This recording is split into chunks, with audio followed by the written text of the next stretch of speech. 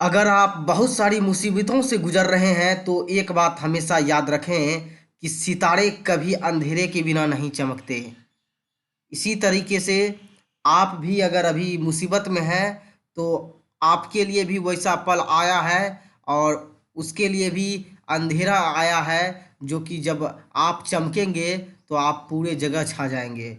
So welcome to Gyandeep school dear student. Today I am going to teach you subject social science chapter fourth, जो है आज natural resources है।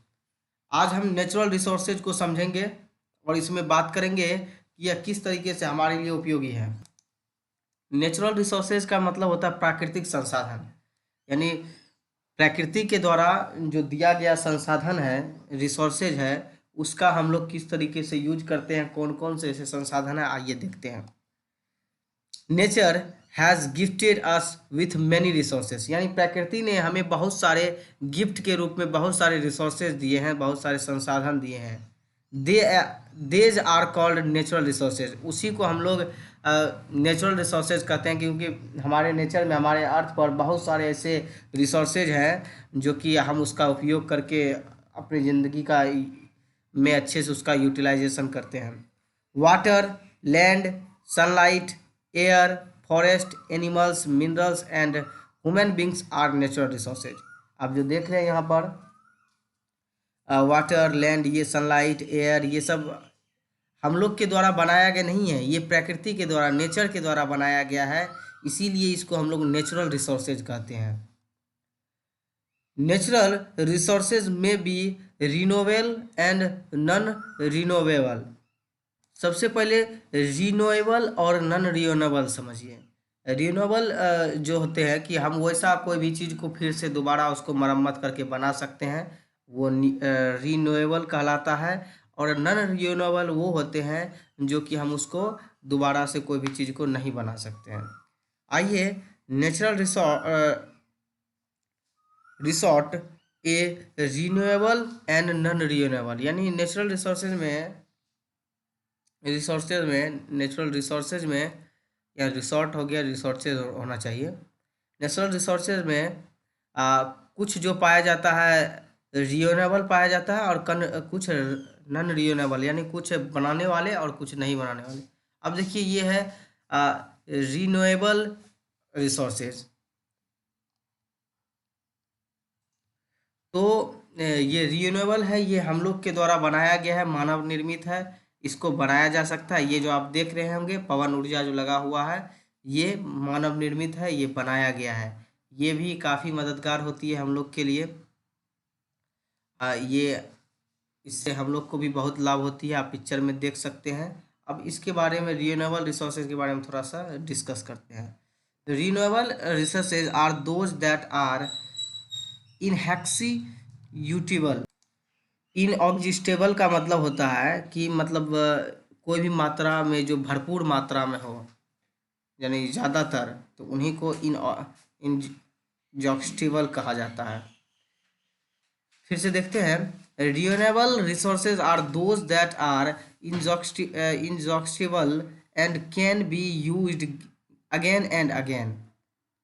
Weather, sun and wind are some example of renewable resources. ये आप जो देख सकते हैं, वेदर, ये सब जो होते हैं, वेदर, सन और wind are some examples of renewable resources, यानी ये हम लोग इसको कुछ तरीके से, मतलब अपने आप में, इसको कहने का मतलब है कि इसको रिन्यूएबल कर सकते हैं, यानी बना सकते हैं। जैसे यहाँ पर देख रहे होंगे पवन चक्की, इससे भी हवा, मतलब एक तरह से वाइंड जो होता है, ये उत्पन्न होता है। दूसरी बात, सन यानी सनलाइट, यानी लाइट का भी हम लोग करते हैं। आजकल चार्जेबल बैटरी वगैरह आता है, और भी धूप, सोलर ये सेल आता है, ये सब भी से लाइट वगैरह हो सकता है। वेडर में होता है बगुला, ये आप देखे होंगे, एक पक्षी तरह का होता है। तो ये सब कुछ रिन्यूएबल रिसोर्सेज हैं। अब थोड़ा सा नॉन रिन्यूएबल रिसोर्सेज समझ जाइए, तब दोनों में डिफरेंस कर पाइएगा। नॉन रिन्यूएबल रिसोर्सेज, आप यहाँ पर देख रहे होंगे, ये माइंस वगैरह खदान है, यानी कोयला वगैरह का देख रहे हैं, कोल माइन का है, ये आप देख रहे होंगे पिक्चर में। अब थोड़ा समझिए इसके बारे में।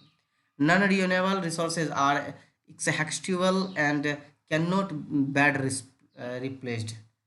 Example include iron and uranium. ये सब जो है आयरन और यूरेनियम, ये इनका एग्जाम्पल है नॉन रिन्यूएबल रिसोर्सेज का। यानी ये एक बार ख़त्म हो गई, एक बार यूज हो गई तो हम इसको ज़्यादातर ये नहीं कर पाएंगे, मतलब रिप्लेस नहीं कर पाएंगे। ये मतलब पर्याप्त मात्रा में ही होता है। They are exhaustible fossils, fossils fuels as a coal, petroleum and natural gas are also as non-renewable resources। ये सब जो आप देख रहे हैं फॉसिल्स मतलब जीवाश्म वगैरह, फ्यूल्स जो देखते हैं, कोयला देखते हैं, पेट्रोलियम देखते हैं, नेचुरल गैस देखते हैं, ये सब नॉन रिन्यूएबल रिसोर्सेज हैं। ये एक बार यहाँ देखिए फिर से, fossils fuels such as a coal, petroleum and natural gas are also as a non renewable resources. कहने का मतलब है कि अभी तक में आप जो देखे हैं रिसोर्सेज, रिन्यूएबल रिसोर्सेज और non renewable resources, renewable resources जो है बहुत ज़्यादा मात्रा में है, यानी इनहैक्स्टिबल मात्रा में, इतना मात्रा में कि इसको जल्दी ख़त्म नहीं किया जा सकता है। यानी ये जैसे कि सन है, अब सनलाइट का तो ये प्रकाश मिलता ही रहेगा, हवा है, वाइंड, तो ये सब तो मिलता ही पर्याप्त मात्रा में है। और नॉन रिन्यूएबल रिसोर्सेज वो होते हैं जैसे कि कोयला हो गया, पेट्रोलियम हो गया, ईंधन हो गया, ये सब पर्याप्त मात्रा में है और एक टाइम ऐसा आएगा कि ये सब समाप्त होने की कगार पर है, समाप्त भी हो जाएंगे। तो ये नॉन रिन्यूएबल रिसोर्स है। लेकिन रिन्यूएबल रिसोर्सेज में ऐसा चीज़ है जो कि वो बहुत ज़्यादा मात्रा में है, जिसको कि यूज करने के बाद भी अभी बहुत समय तक चलेगा, वो समाप्त नहीं हो सकता। और नॉन रिन्यूएबल एक सीमित तक है कि ये समाप्त हो जाएगा। आई होप आप रिन्यूएबल रिसोर्सेज और नॉन रिन्यूएबल रिसोर्सेज समझ गए होंगे। अब आइए uses of natural resources. The development and growth of industries depend on the source of energy और फ्यूल अवेलेबल इन नेचर। यानी जितने भी कोई भी चीज़ का ग्रोथ होता है, जैसे इंडस्ट्रीज वगैरह का, वो डिपेंड करता है सोर्स ऑफ एनर्जी, वो किस सोर्स पर आधारित है, उसका क्या माध्यम है जीवित रहने का, क्या उसमें ऊर्जा का उत्पादन कैसे होता है। तो कहा जा रहा है और फ्यूल अवेलेबल इन नेचुरल, यानी हमारे जो नेचुरल रिसोर्सेज में बहुत सारे ऐसे चीज़ हैं, जैसे इंडस्ट्रीज़ वगैरह, सोलर एनर्जी वगैरह, तो ये सब भी बहुत ज़्यादा मात्रा में है। तो उसी में कहा जा रहा है कि ये बहुत सारे ऐसे चीज़ हैं, फ्यूल अवेलेबल इन नेचर, बहुत सारे ऐसे फ्यूल हैं जिससे कि बहुत चीज़ चलाया जाता है। मान लीजिए कार अगर चलाना है तो उसके लिए फ्यूल चाहिए, तो फ्यूल जो होता है ये आता है नॉन रिन्यूएबल रिसोर्सेज में। तो वो न एक टाइम भी ऐसा आएगा जब वो ख़त्म हो जाएंगी, तो वो सब आते हैं नॉन रिन्यूएबल रिसोर्सेज। लेकिन यहाँ हम बता रहे हैं कि इसका क्या क्या उपयोग होंगे। We need a large quantity of fuel to power our all machine vehicles and gadgets in our modern world. आप देखते हैं कि आजकल के मॉडर्न वर्ल्ड में बहुत सारे इंडस्ट्रीज चल रहे हैं, ये सब सोर्स ऑफ एनर्जी जो फ्यूल पर आधारित है, नेचुरल गैस पर आधारित है, उसके लिए लार्ज क्वांटिटी में फ्यूल चाहिए, पावर चाहिए मशीन के लिए, व्हीकल्स के लिए, गेट्स एंड आवर मॉडर्न, मतलब कहने का मतलब है हमारा ये आधुनिक दुनिया में बहुत सारे इंडस्ट्रीज़ वगैरह हैं, कार गाड़ियां हैं, मशीन हैं, वो सब के लिए मतलब इसमें भी जो उनका पावर के लिए उनको फ्यूल चाहिए, ये करंट चाहिए, मतलब बिजली की ज़रूरत होती है, एनर्जी की ज़रूरत होती है। तो ये सब जो है नेचुरल रिसोर्सेज से हम लोग यूज करते हैं। Some of the natural resources are use directly like air, जैसे कि नेचुरल रिसोर्सेज में डायरेक्ट हम यूज करते हैं एयर का, यानी हवा का, एंड वाटर। ये सब नेचुरल रिसोर्सेज है, ये प्रकृति के द्वारा है, ये मानव निर्मित नहीं है, हम लोग के द्वारा बनाया गया नहीं है, ये गॉड गिफ्टेड है जिसका कि हम लोग यूज करते हैं। ये नॉन रिन्यूएबल रिसोर्सेज है, सॉरी, ये रिन्यूएबल रिसोर्सेज हैं जिनको कि हम बार बार यूज कर सकते हैं, फिर भी ये रहता ही है।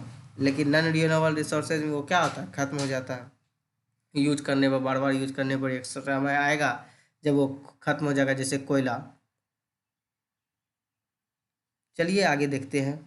River water flowing from mountains is use for generating electricity. अब मान लीजिए कि यहाँ रिवर जो है वाटर से फ्लोइंग, यानी ऊपर से गिरता है वाटर के रूप में, नीचे आके रिवर के रूप में होता है, जैसे वाटरफॉल से, यानी वाटर गिरता है ऊपर पहाड़ से, माउंटेन से, तो वहाँ से भी जनरेटिंग इलेक्ट्रिसिटी, वहाँ पे भी जनरेट किया जा सकता है, वहाँ से भी यूज किया जाता है। देखते होंगे बहुत सारे आजकल ऐसा ऐसा बिजली हाइड्रो इलेक्ट्रिक पावर सप्लाई के लिए बनाया गया है बहुत जगह पानी के बीच में। तो ये सब वही कारण बिजली उत्पन्न होता है वाटर से। तो ये सब रिन्यूएबल रिसोर्सेज हैं और ये सब नेचुरल रिसोर्सेज हैं जो आपको हम बताएं। चलिए आइए मिनरल्स के बारे में थोड़ा देखते हैं। Minerals are separated from their one ores before they can be used by us. यानी नेचुरल रिसोर्सेज जो ये जो आता है मिनरल्स का, यानी मिनरल्स मतलब होता है खनिज पदार्थ जो भी हो, इसमें कोयला सब भी आता है। तो ये देख रहे होंगे आप, ये कोयला के खदान में है, ये कोल माइंस के अंदर में है। तो यहाँ पर आप देख रहे होंगे कि ये नॉन रिन्यूएबल रिसोर्सेज हैं, इससे जितना भी हो ये निकाल के इसका अच्छे से यूज कर लेंगे, एक टाइम आएगा ये ख़त्म भी हो जाएगा। अब पेट्रोलियम देखिए, petroleum that is taken out from the earth in the crude form, it is refined and turned into petrol, diesel and kerosene, these product are then used. देख रहे हैं कि यहाँ पर समुद्र के अंदर से निकाला जा रहा है पेट्रोलियम को, बाद में इसको रिफाइन करके पेट्रोलियम केरोसिन डीजल के रूप में यूज किया जाता है। तो ये भी नॉन रिन्यूएबल रिसोर्सेज हैं, क्योंकि ये भी एक टाइम आके ये भी यूज होके ख़त्म हो सकता है। अब देखिए थोड़ा सा alternative resources.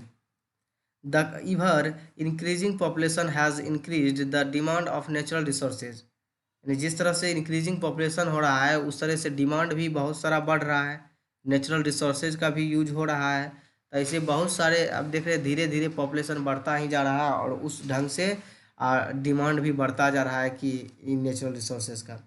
So we have to look for unupdated and new resources. For example the sun is a great source of energy. आप देख रहे होंगे कि, और आप समझते भी होंगे और देखते भी होंगे कि सबसे बड़ा जो रिसोर्सेज के रूप में उभरा है तो वो है सन, क्योंकि ये बहुत बड़ा सोर्स है एनर्जी का।